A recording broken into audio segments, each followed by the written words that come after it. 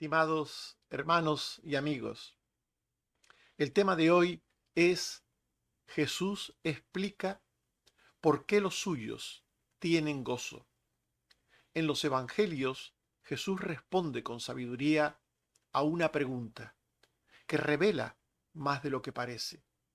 ¿Por qué sus discípulos no ayunan ni se entristecen como otros?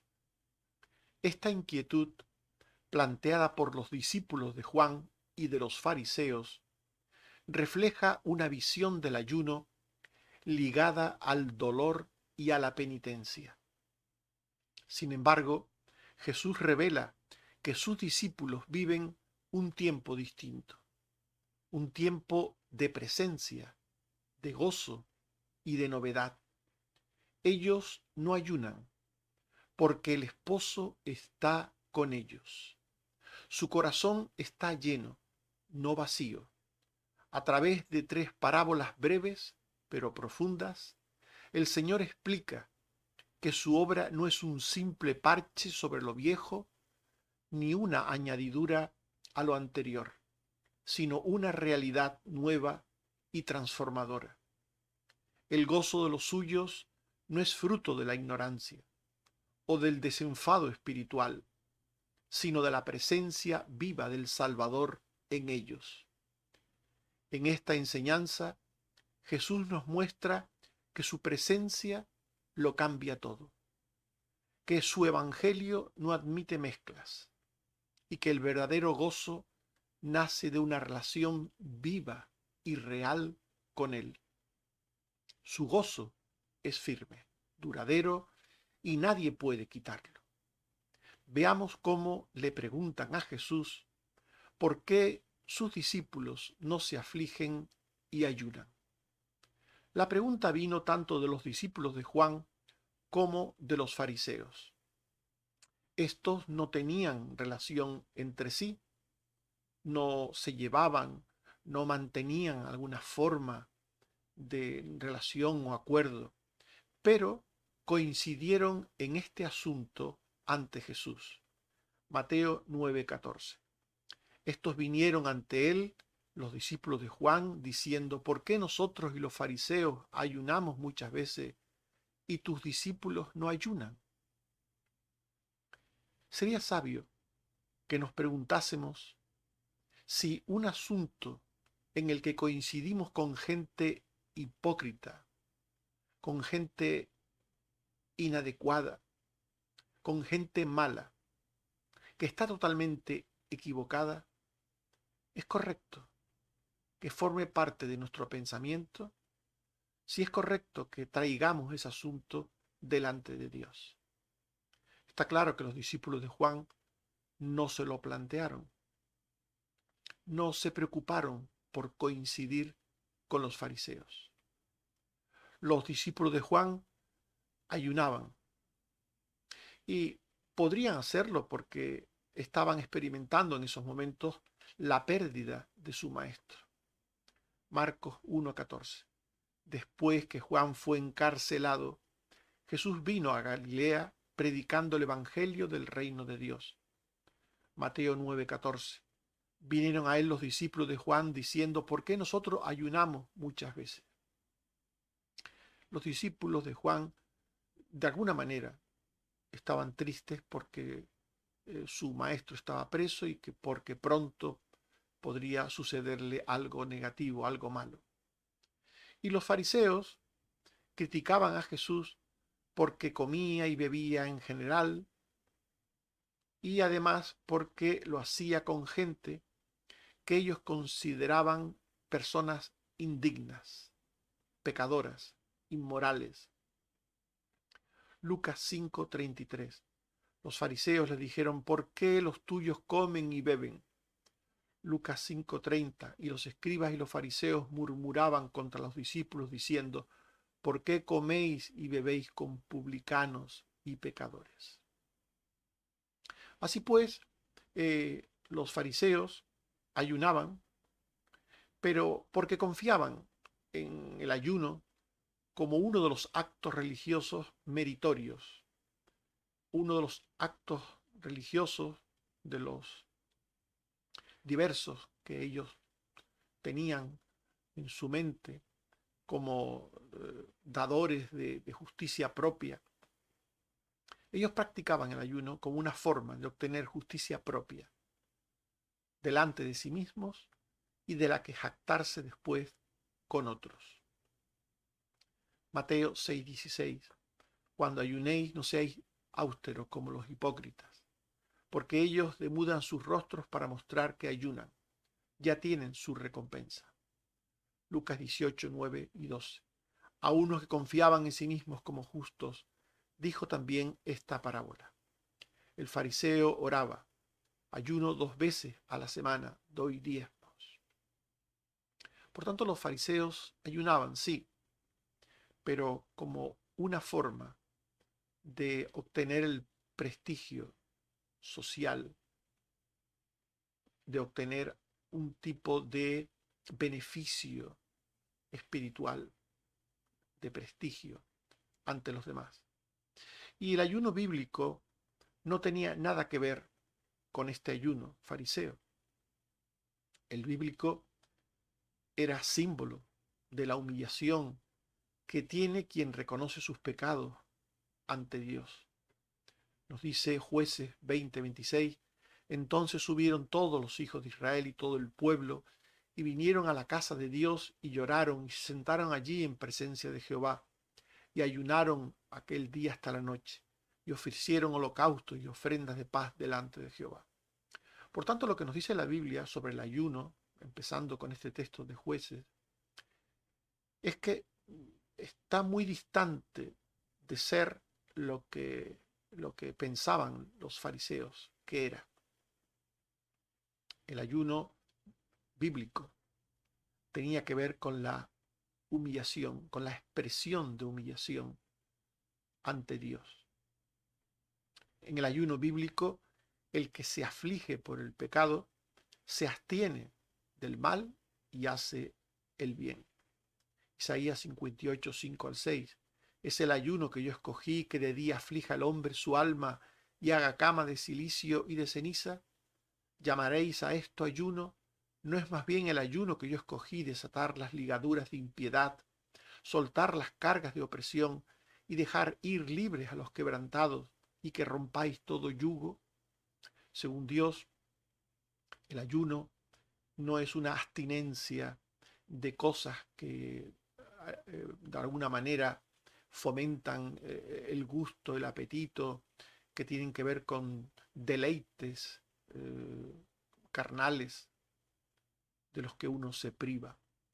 El ayuno delante de Dios es una actitud frente al mal, una actitud de aflicción ante el mal propio cometido y reconocido en el arrepentimiento, y una actitud ante el mal que podría venir de aborrecimiento, de rechazo.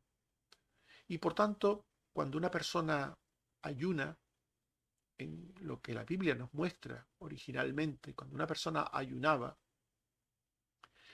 tenía una actitud de búsqueda de Dios en debilidad, de búsqueda de Dios en precariedad, de búsqueda de Dios en dependencia. Y para ello, el que ayunaba se abstenía de cosas, diversas cosas, no solamente de la comida, de otras cosas. Zacarías 7:5-10. Cuando ayunasteis y llorasteis, habéis ayunado para mí. Así habló Jehová: juzgad conforme a la verdad, y haced misericordia y piedad cada cual con su hermano. No oprimáis a la viuda, al huérfano, al extranjero, ni al pobre, ni ninguno piense mal en su corazón contra su hermano. Este texto es interesante porque nos muestra que el principal ayuno es la abstinencia del mal, no de dejar de comer, sino de hacer el mal. Cuando una persona se abstiene de hacer el mal, ayuna delante de Dios. Por tanto, esto quiere decir que el creyente de verdad, el Hijo de Dios de verdad, se compromete delante de Dios a hacer un ayuno permanente toda su vida, no en un momento concreto, eh, ante una circunstancia concreta, por lo menos en cuanto al mal se refiere, es un ayuno constante, permanente. Es un ayuno de hacer el mal, no hacer el mal, por tanto, y un compromiso a hacer el bien. Dice el texto, juzgad conforme a la verdad y haced misericordia y piedad, cada cual con su hermano.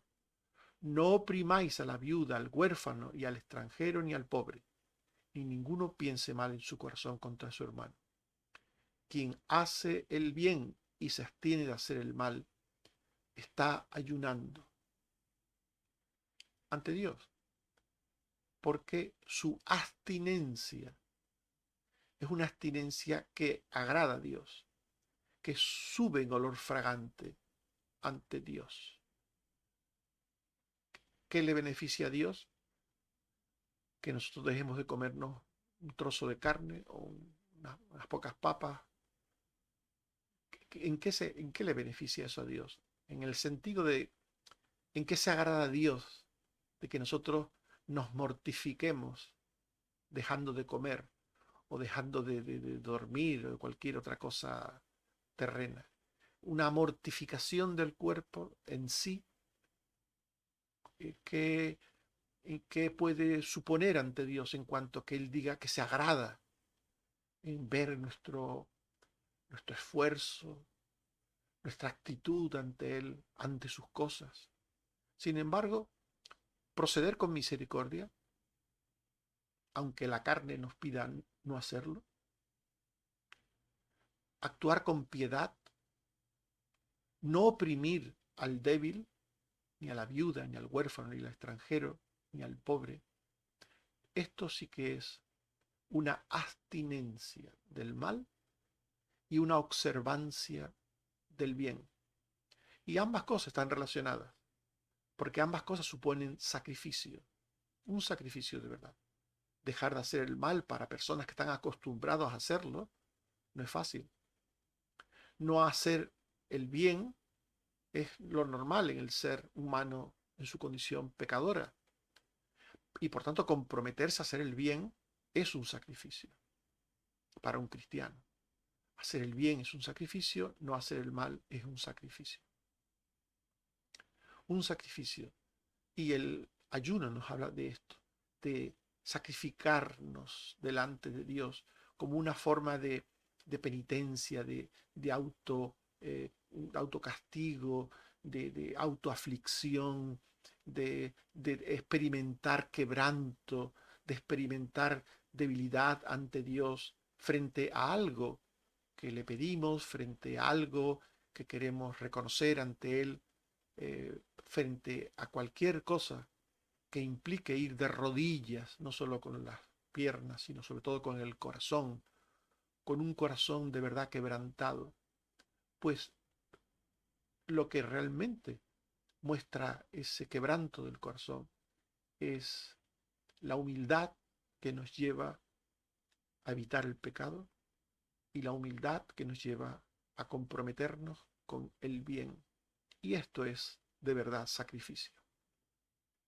Por tanto, en el Nuevo Testamento el ayuno, el ayuno aparece de forma extraordinaria como una forma de quebrantamiento para humillarse. Aparece el ayuno en cuanto a abstinencia de comer, claro que aparece, pero no es una cosa que esté detrás de cada texto o que la Biblia insista en ello excesivamente, porque ciertamente también una forma de ayuno, tanto en la Antigüedad como en el Nuevo Testamento, una de las formas era el dejar de comer, el dejar de comer. Era una de las formas, pero no la única, como hemos leído antes.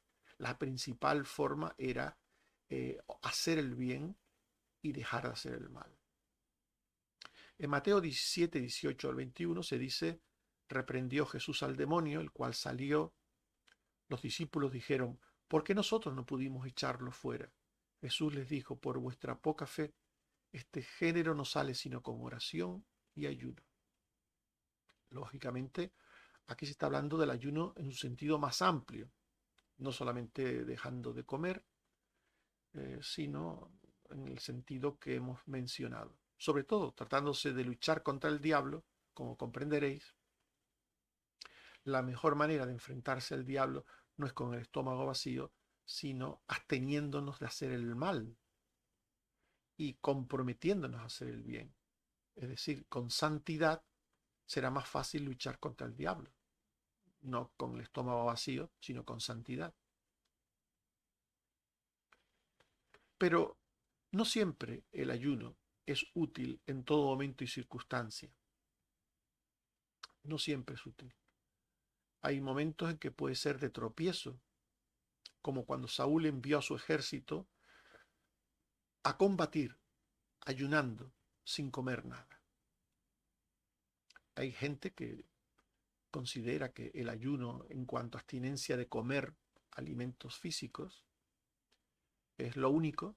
Ellos no entienden otra forma de ayuno que ese y que hay que observarse periódicamente, independientemente de la edad, de la salud, de la actividad, confiando sencillamente en la mera abstinencia de comida. Esto es una forma de superstición, porque en el fondo no hay una confianza en Dios, ni hay una actitud sabia de toma en cuenta de las circunstancias generales y particulares de las personas. Tenemos un ejemplo de esto que decía de Saúl, recuerden, cuando en aquella guerra, pues él le dijo al ejército que no comieran nada, ¿no? Y se tuvieron que enfrentar al enemigo, pues, en un combate en el que tienen que tener todas las fuerzas, pues se tuvieron que enfrentar al enemigo con debilidad por no haber comido. Pero también tenemos un ejemplo de esto en Hechos 27, 9 y 33 al 34. Siendo peligrosa la navegación por haber pasado ya el ayuno, Pablo exhortaba a todos que comiesen diciendo: este es el 14º día que veláis y permanecéis en ayunas, sin comer nada. Os ruego que comáis por vuestra salud. En aquel viaje peligroso, los navegantes decidieron ayunar.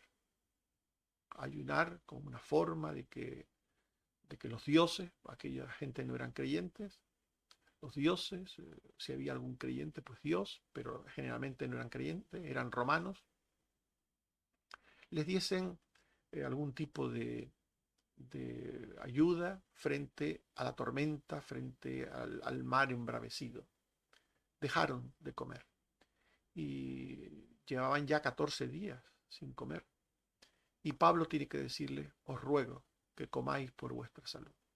Había, por tanto, en aquel ayuno un elemento irracional, no conveniente, no conveniente. Por lo tanto, si solamente entendemos que el ayuno es dejar de comer y solo dejar de comer, y que hay que hacerlo además de forma ritual, repetitiva, un número de veces al año, algo por el estilo, hay gente que cree este tipo de cosas, pues se suele caer en actitudes que son irracionales. Por ejemplo, en familias que hacen este tipo de cosas, pues a lo mejor los abuelos con una edad avanzada, con problemas de pérdida de la memoria, con deterioro cognitivo, con pocas fuerzas, pues a lo mejor se ven involucrados en este tipo de ayunos, o los niños pequeños, en esa fase de crecimiento, en esa fase de necesidad. Y este tipo de cosas, evidentemente, que son teñidas de espiritualidad, en el fondo no tienen ningún valor. Tienen apariencia de religiosidad, pero no tienen valor alguno contra los apetitos de la carne. Por eso, lo malo del ayuno es entenderlo de una manera equivocada y practicarlo de una manera equivocada. Pero, ¿qué dijo Jesús sobre el por qué sus discípulos no se afligían y ayunaban al modo de los discípulos de Juan y al modo de los fariseos? Porque a Jesús le preguntaron: ¿por qué tus discípulos no ayunan? En el sentido de ¿por qué no dejan de comer? Y Jesús les respondió, porque no podían ayunar estando Él con ellos. Jesús era el Mesías, el Salvador. Ellos tenían el mayor motivo de gozo de un creyente. Lo tenían presente. Todas las promesas de Dios son sí y amén en Jesucristo. Y ellos tenían a Dios hecho carne con ellos. Tenían al Salvador, al Redentor, al Mesías. Tenían motivo para ayunar con semejante regalo de parte de Dios. Lucas 5:34. Él les dijo, ¿podéis acaso hacer que los que están de bodas? Comparó la situación de los discípulos como los que están de bodas, como los que están de fiestas de bodas, de celebración de bodas. ¿Podéis acaso hacer que los que están de bodas ayunen, dejen de comer, entre tanto que el esposo está con ellos? Marcos 2:19. Jesús les dijo, ¿acaso pueden los que están de bodas ayunar mientras está con ellos el esposo? Entre tanto que tienen consigo al esposo, no pueden ayunar. Por tanto, Jesús les dijo que, en primer lugar, sus discípulos no tenían motivo para ayunar. No tenían motivo para ayunar. Que cuando Él les fuera quitado, cuando el Señor les fuera quitado por su muerte en la cruz y posterior ascensión a la presencia de Dios, entonces los discípulos que padecerían aflicciones temporales, ya Jesús se los había dicho, en el mundo tendréis aflicción, a mí me han perseguido, a vosotros os perseguirán, confiad, pero en el mundo tendréis aflicción. Entonces sí ayunarían por un poco de tiempo. Lucas 5:35. Mas vendrán días cuando el esposo les será quitado. Entonces en aquellos días ayunarán. Juan 16:20. Vosotros lloraréis y lamentaréis, y el mundo se alegrará por vuestra tristeza. Vendría un tiempo de tristeza, de aflicción para los discípulos. No era el momento presente en el que estaba el Mesías con ellos, el esposo con ellos, pero vendría un tiempo de posterior aflicción. Con la resurrección, los discípulos recuperarían a su maestro y con él el gozo, con la resurrección de Cristo. Juan 16:20-22. Pero vuestra tristeza se convertirá en gozo. La mujer cuando da a luz tiene dolor porque ha llegado su hora, pero después que ha dado a luz ya no se acuerda de la angustia por el gozo de que haya nacido un hombre en el mundo. También vosotros ahora tenéis tristeza, pero os volveré a ver, y se gozará vuestro corazón, y nadie os quitará vuestro gozo. Los discípulos tenían al esposo, no podían ayunar, temporalmente lo perderían los días de la muerte de Jesucristo, recuperarían el gozo con la resurrección de Cristo, y cuando Jesús se marchara, de nuevo entrarían en una situación de enfrentamiento con el mundo en el que también reaparecería la adversidad, la actitud de rechazo de parte del mundo. En definitiva, Jesús les explica a los discípulos de Juan y a los fariseos por qué sus discípulos no ayunan. Y después de esto va a añadir 3 parábolas para explicarles el porqué del gozo de los suyos. Con 3 parábolas Jesús les explica cuál es el origen, la naturaleza del gozo de los redimidos. Y La parábola primera que usa Jesús es la del remiendo de paño nuevo en vestido viejo. Jesús advirtió del peligro de mezclar lo nuevo con lo antiguo. Este siempre ha sido un gran peligro para los cristianos. También fue un gran peligro para los judíos. No se puede mezclar lo nuevo con lo antiguo. Lo viejo del hombre conserva daño y amargura. Y lo nuevo por la salvación produce salud y felicidad. Por eso en Lucas 5:36 Jesús les dijo una parábola.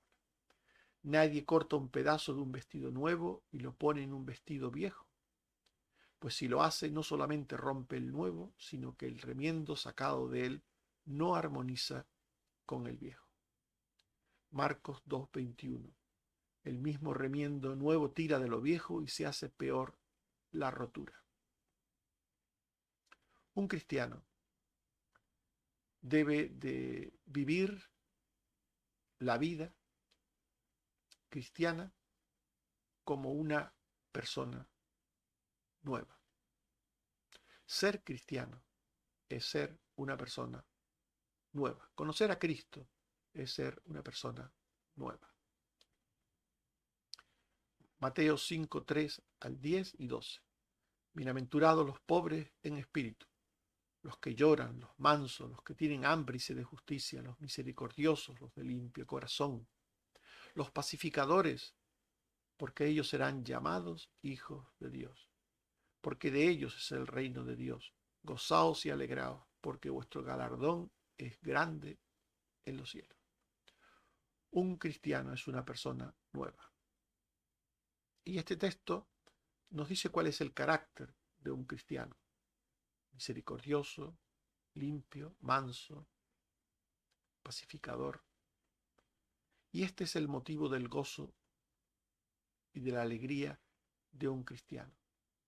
Que la obra de Cristo, la obra redentora de Cristo, ha producido un cambio en su ser.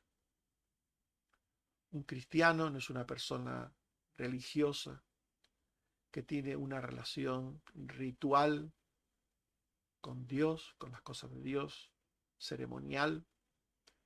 Un cristiano es una persona nueva. De ahí la parábola del vestido nuevo, del vestido viejo y del remiendo tomado del vestido nuevo y puesto sobre el vestido viejo. Para indicar que hay personas que se llaman cristianas, que no han cambiado, no han experimentado un cambio. Su cristianismo no es una nueva vida en Cristo.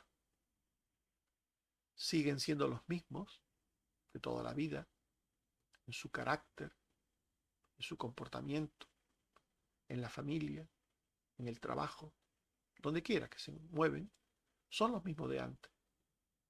Lo único nuevo es que ahora se han hecho evangélicos, protestantes, reformados, como queráis llamarlo, se han hecho religiosos, distintos a los católicos romanos,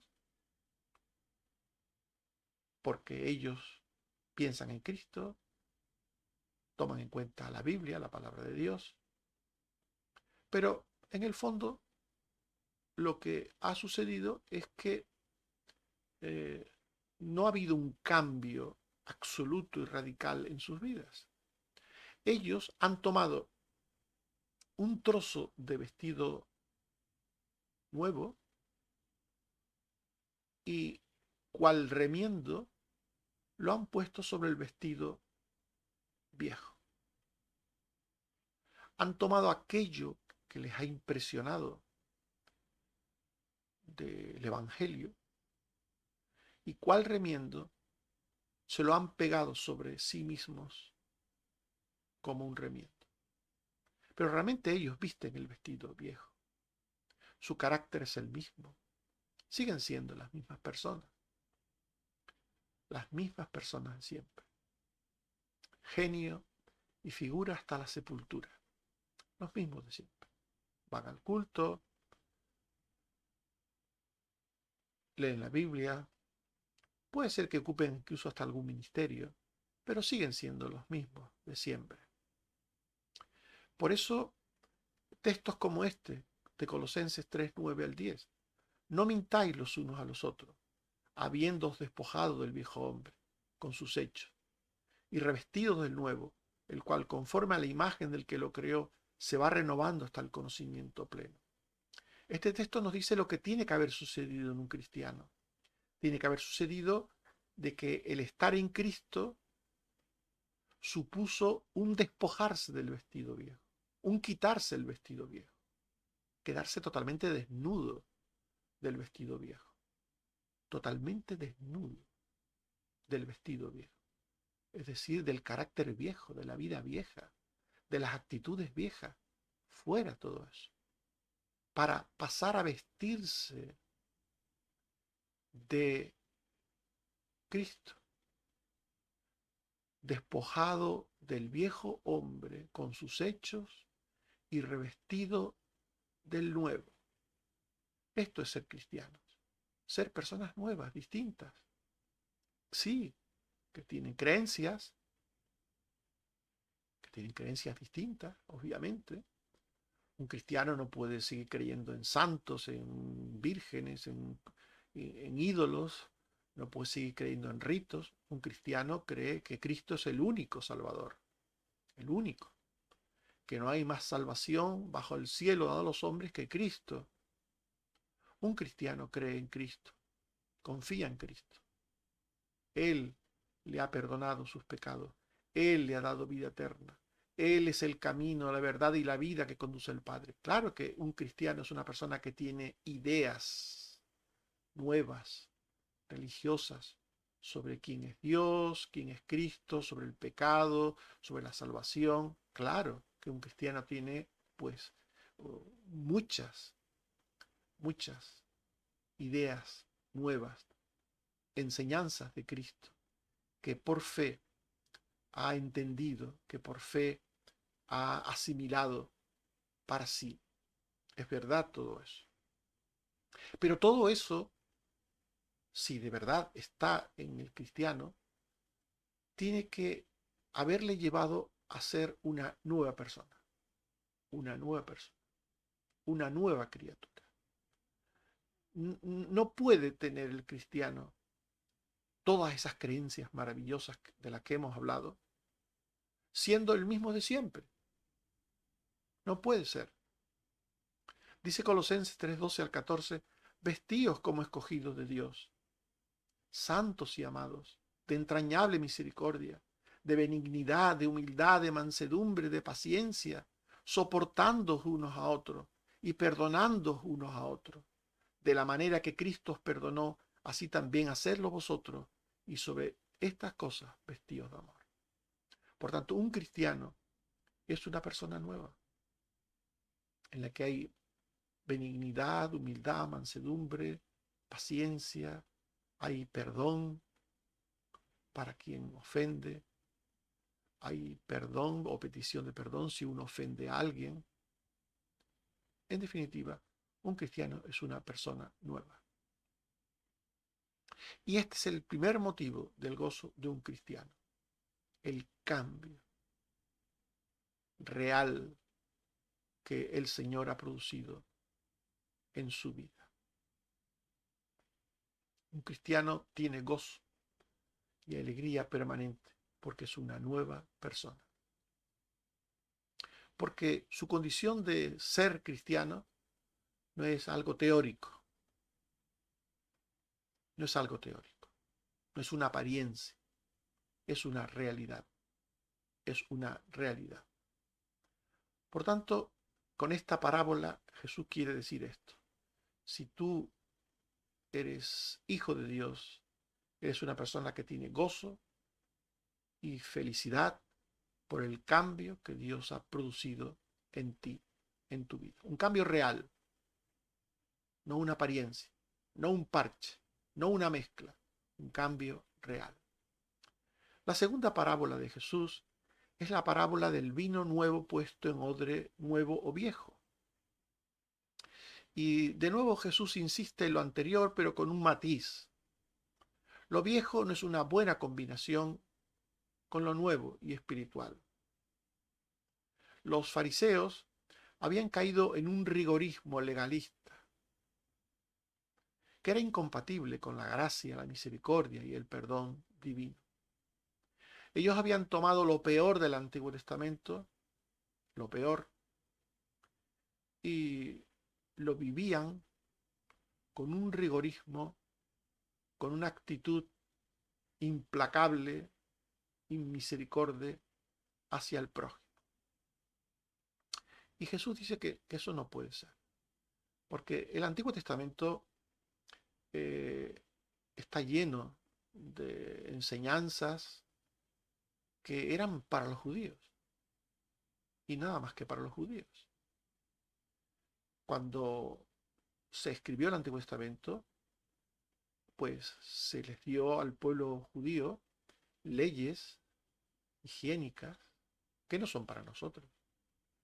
Se les dio leyes nacionales que no son para nosotros. Se les dio leyes rituales, religiosas, sacrificiales, que no son para nosotros. Y hay cristianos que cuando leen el Antiguo Testamento, pues no distinguen de lo que era para el pueblo judío y nada más que para el pueblo judío, y lo que es una verdad moral que trasciende al pueblo judío, como por ejemplo los 10 mandamientos. Los 10 mandamientos es un ejemplo de expresión de ley moral que trasciende a los tiempos. Eso es para todos los tiempos.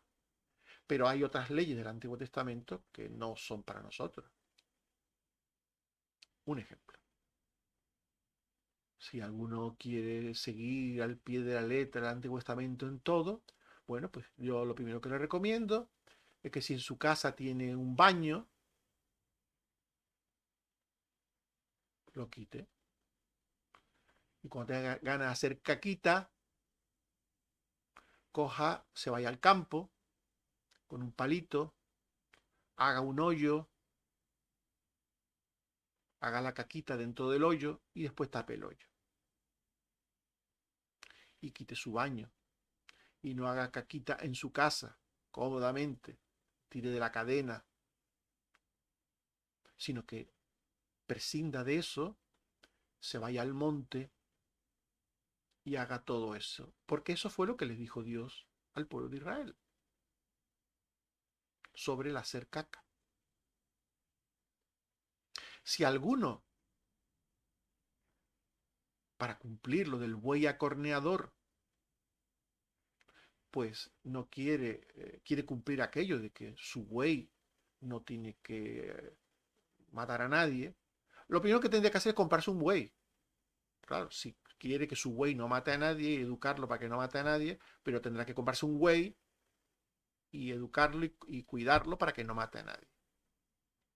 Porque también allí se habla del buey acorneador y que si el buey fuera acorneador y acorneare a alguien, pues entonces eso tendrá que llevar a la persona a tomar medidas.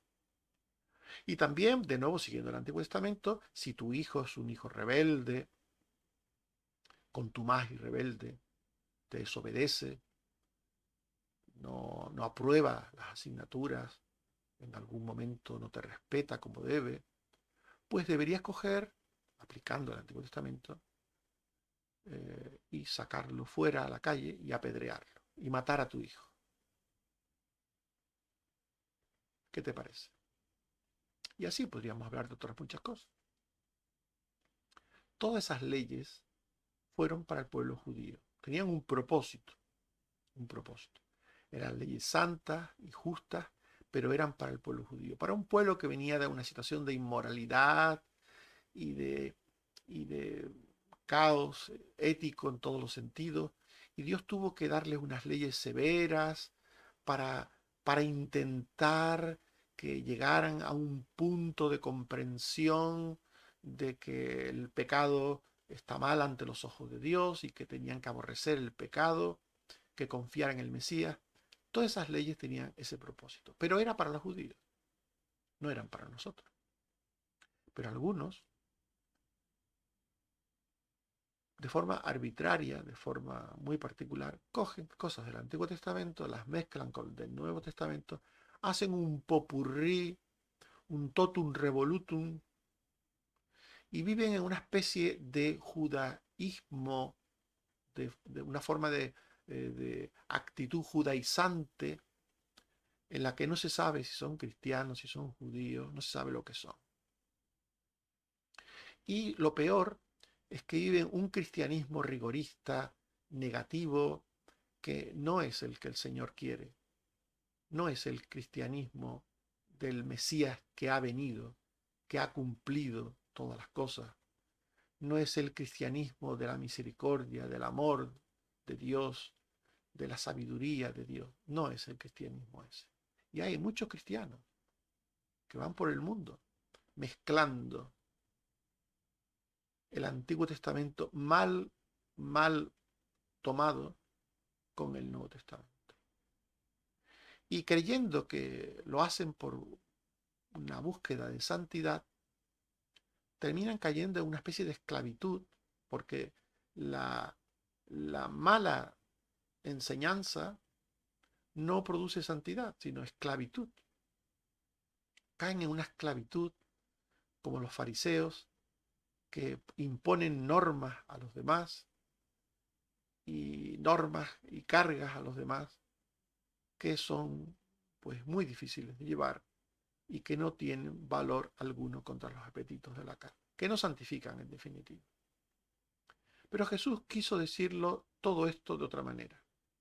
Lucas 5, 37 al 38. Nadie echa vino nuevo en odres viejos. De otra manera el vino nuevo romperá los odres y se derramará, y los odres se perderán. Mas el vino nuevo en odres nuevos se han de echar, y lo uno y lo otro se conserva. Las enseñanzas de Jesucristo, la interpretación que Jesús hizo del Antiguo Testamento, oíste que fue dicho, pero yo os digo, todo lo que el Señor vino a enseñar tiene una forma de entenderse y de vivirse también nueva. Enseñanzas nuevas, entendidas y vividas, contenidas en odres nuevos.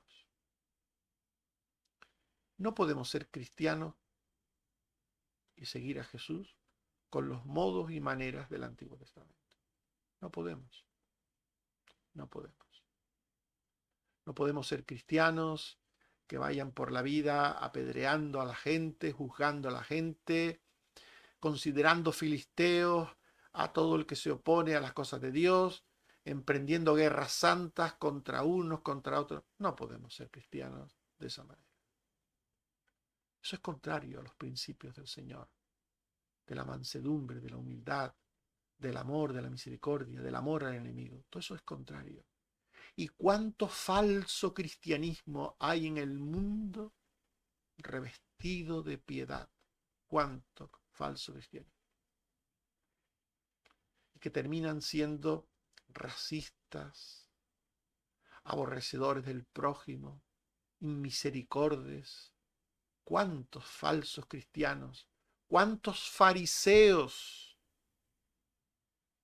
que se llaman cristianos hay en el mundo? Que se dan golpes de pecho, que miran a los demás por encima del hombro, cuando en realidad ellos no son nada, nada. Todo el que viva un cristianismo en el que intente mezclar el vino nuevo en un odre viejo, esa persona o es un mal cristiano o ni siquiera es cristiano. Y os lo digo así de claro, así de claro.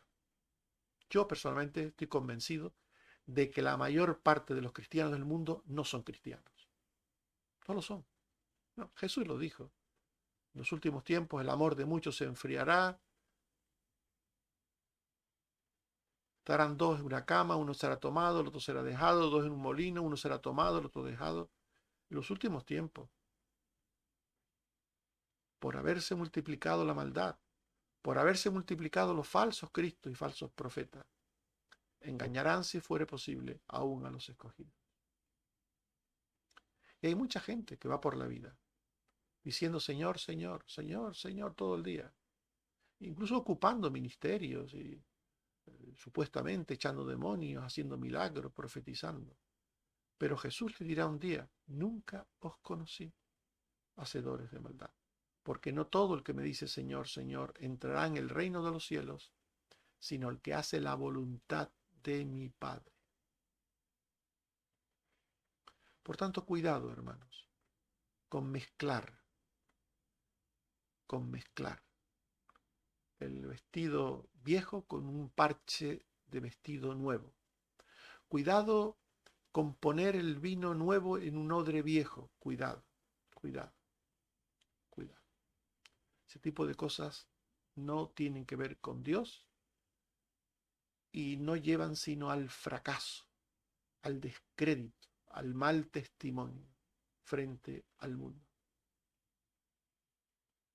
El ayuno judaico como rito de autoaflicción, buscada por costumbre, cual odre viejo, no era el recipiente adecuado para el gozo de la salvación que debe tener el creyente.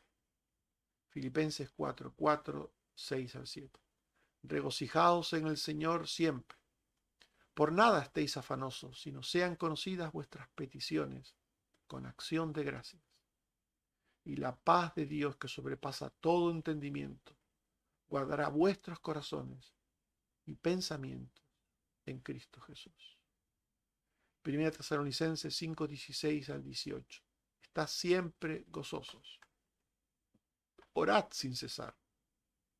Dad gracias en todo. El creyente es una persona feliz, dichoso, bienaventurado.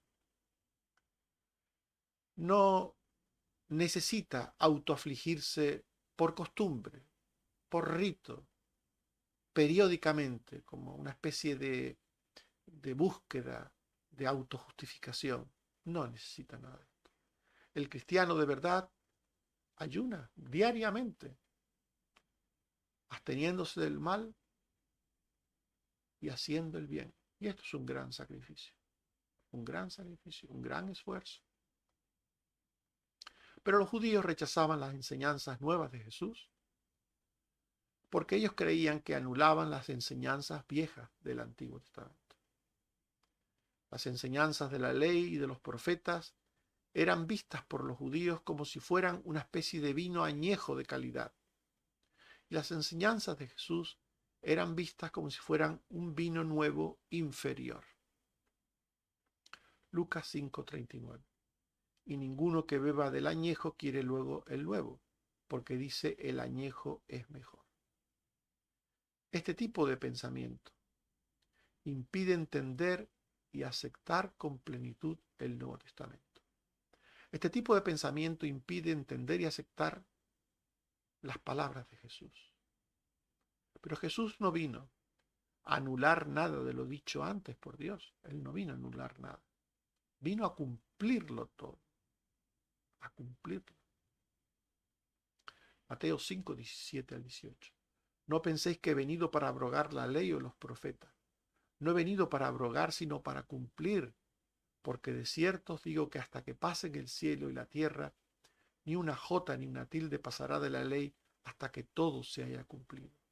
Y Cristo cumple el Antiguo Testamento al darle el auténtico significado al Antiguo Testamento. A darle una amplia y plena interpretación al Antiguo Testamento, en sus aspectos más profundos, más espirituales,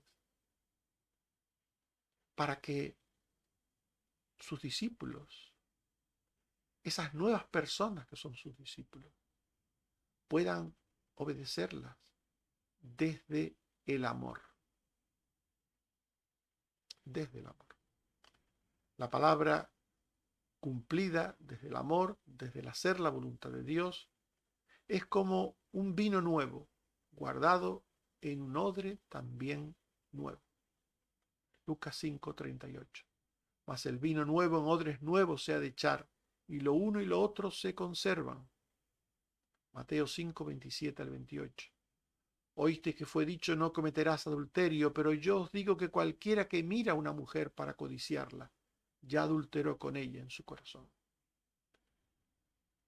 Jesús y sus enseñanzas van mucho más allá de la letra del Antiguo Testamento.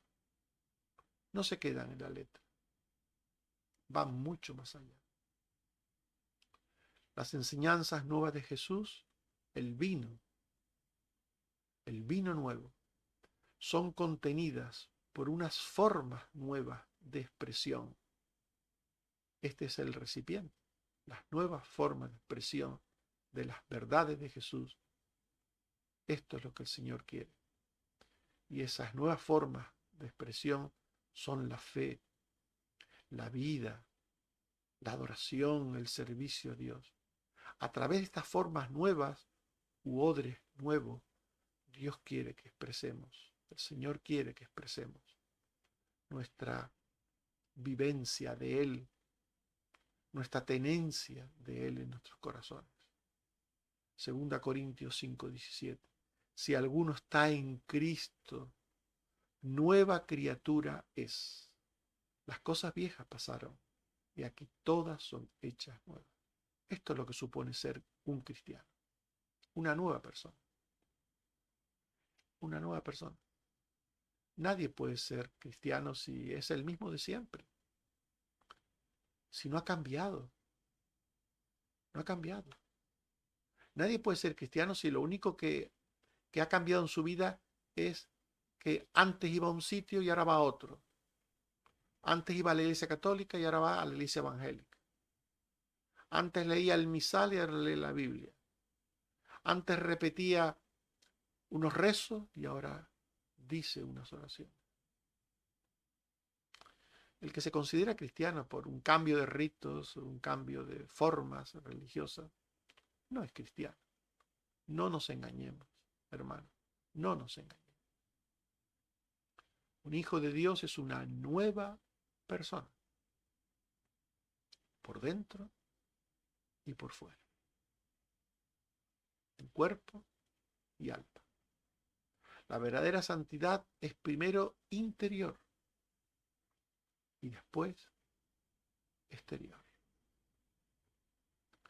Estimados hermanos y amigos, hemos hablado del tema Jesús explica por qué los suyos tienen gozo. Y hemos visto que le preguntaron a Jesús por qué sus discípulos no se afligían y ayunaban.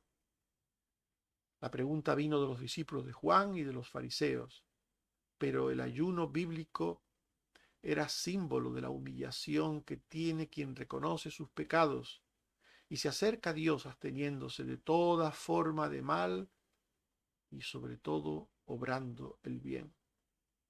Pero ¿por qué dijo Jesús que sus discípulos no se entristecían para ayunar? Porque tenían con ellos al Salvador y el gozo de la salvación, el cual nunca les sería quitado. Y con 3 parábolas Jesús explica el porqué del gozo de los suyos. Con la parábola del remiendo de paño nuevo en vestido viejo, Jesús advierte del peligro de mezclar lo bueno de lo nuevo con lo malo de lo antiguo. Lo viejo conserva daño y amargura, y lo nuevo de la salvación produce felicidad. Con la parábola del vino nuevo puesto en odre nuevo o viejo, Jesús dice que lo viejo en sí no combina con lo nuevo, que Jesús trae en cumplimiento de lo viejo. En Lucas 5:36 se dice, les dijo también una parábola. Nadie corta un pedazo de un vestido nuevo y lo pone en un vestido viejo. Pues si lo hace, no solamente rompe el nuevo, sino que el remiendo sacado de él, no armoniza con el viejo. Que Dios nos ayude a entender todas estas cosas y que nos ayude a entenderlas para ser genuinos como hijos de Dios, auténticos, veraces.